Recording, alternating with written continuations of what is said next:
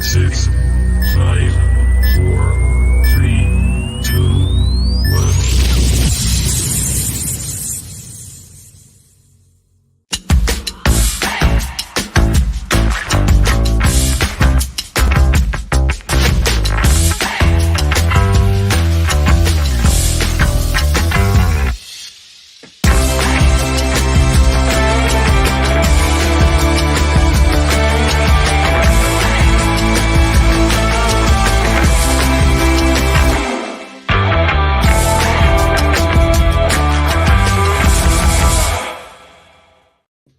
Hello everyone, welcome back to Through Black and White Eyes for this very quick video on the latest news that's been going around X and TikTok and everything about Newcastle United. Some great stuff, also some sad news and everything that's been going on.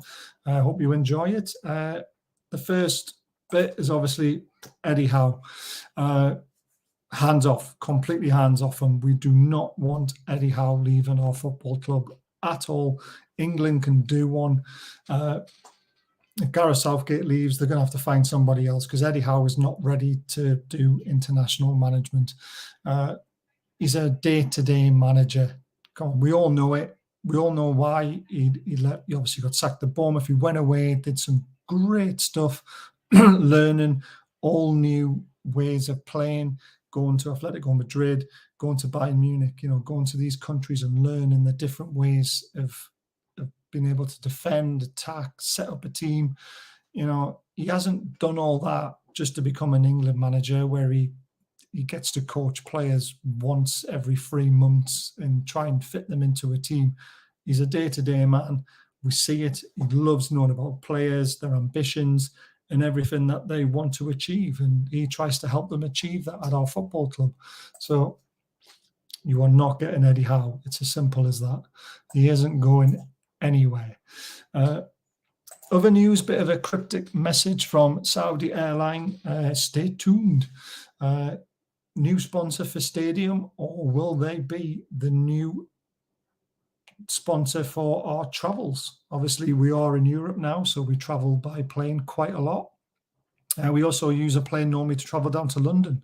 For those, instead of going on a coach, it's a lot easier to fly down there. So it's very interesting. We hope it's a big sponsorship deal because that FFP is doing our heads in. So if we can get this signed, sealed and delivered before January, also goes on to next year's FFP, let's hope it's a big one because I think it will be a decent sponsorship. If it's Saudi Airline at St James's Park, so be it. If it's just a sponsor for travelling abroad to all these Champions League games, it's amazing. Just get it done. Buzzing.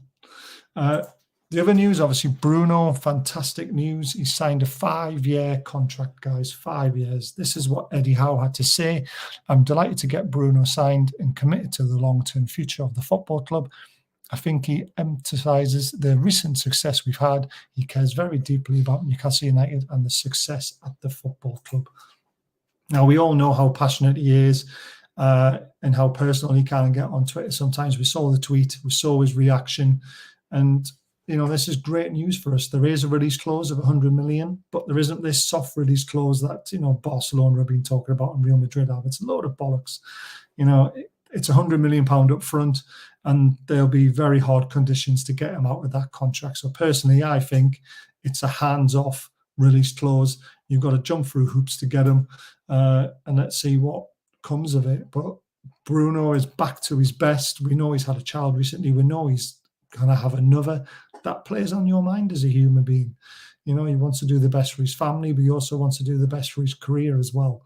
So having Bruno back to what he does best in the last few games has been amazing to watch because he's been phenomenal. It's as simple as that. The other great news is Dan Burn has signed a contract till 2025. It's another 2 years, which is fantastic. He deserves this. And this guy gets a lot of criticism, unjustified at times. I like Dan Burn, always have, solid, dependable, does what it says on the tin. And he also adds in a little bit extra every now and again, like the PSG game.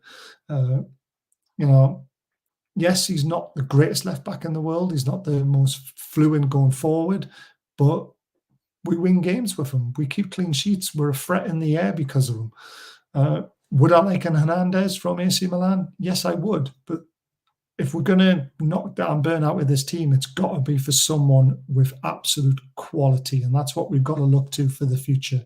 But having Dan Burn from Blythe, he'll never be beat in our squad. It's great for everyone. And this is what Eddie Howe had to say about him. Dan is a leader on and off the pitch. We are delighted he's extended his stay with us. He's a key part of our squad and has played a huge role in our progress since his arrival. He knows exactly what it means to represent this great club and is hungry to succeed. And that can only help the team going forward. You know, which says a lot about him. So he's the leader in the changing room. He's got that silly dance. You know, he's quality. And even if we buy a left back with quality, you want Dan Burn on the bench or playing centre back if he needs to. You want him to be there because he knows what this football club is all about. So I'm happy for him, really am. So now on to the not so good news, but could be good news potentially. So Sandro Tonali, everyone, I mean, got on his back straight away.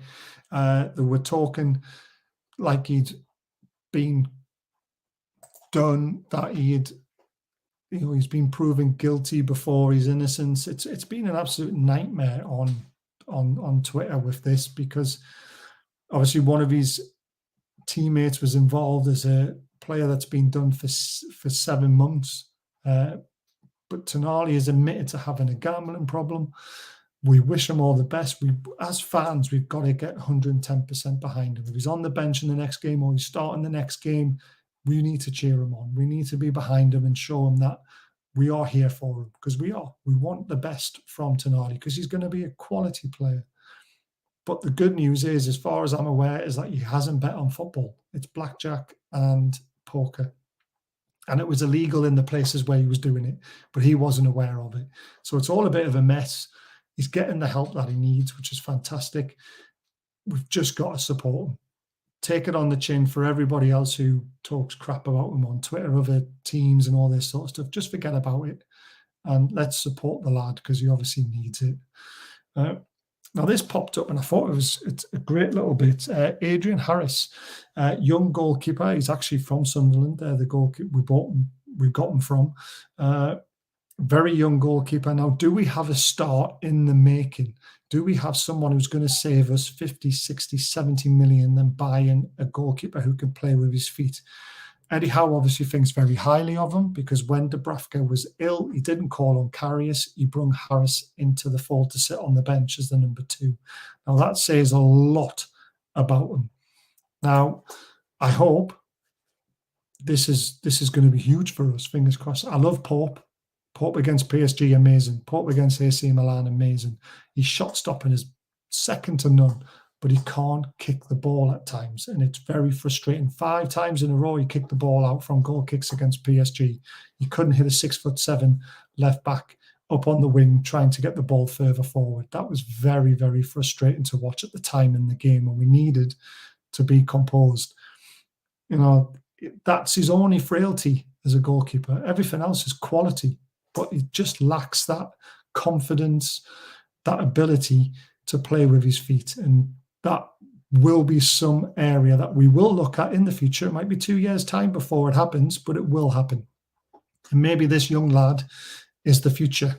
You know, Eddie Howe obviously thinks very highly of him to put him on the bench in a Champions League game. So if anybody who has seen him play for under 21s or under 18s, please come and comment and let me know what you think of him and whether he's very good or not. The other great news is the stack. Now, apparently, the police were against this. They were worried that apparently there was concerns of a large number of drinkers immediately outside the ground. Well, they get that anyway, the Strawberry Pub.